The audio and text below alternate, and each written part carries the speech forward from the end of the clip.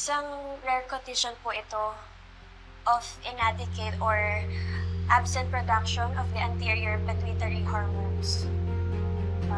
Kaya pala kahit tumatanda ka, mukha ka pa rin bata. Tama ba yon? Opo. Recently, nag-viral ang video mo kasama yung kapatid mo kung saan humingi ka ng tawad sa pagpanggap mo bilang bata nung sumali ka sa isang local children's pageant. Bakit mo naman nagawa yun? Sumali po ako sa contest para makuha yung premyo para sa tatay ko na nasa ICU. Kulang pa po kasi yung pambayad namin para sa operasyon niya sa puso eh. Hindi po maganda yung lagay ng tatay namin ngayon. I'm sorry to hear that.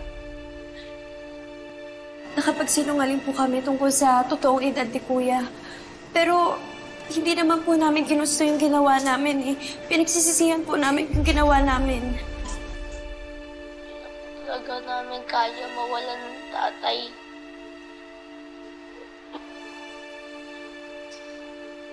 Sana po mapatawad niyo po kami ng kapatid ko. Matatapang to mga batang to. Lalo na itong si Rambo. Kilala niyo, sir? Yeah. I met him the other night. Kaya pala parang hindi na siya tumatanda. Hindi na siya bata. Pero alam mo, kung nakausap ko siya,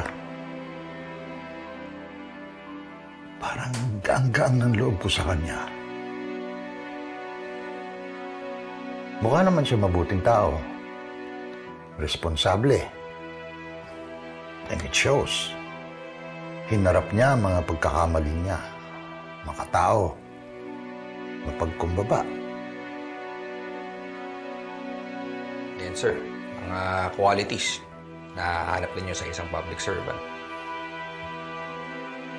Mga qualities na walang-wala kay Esmeralda.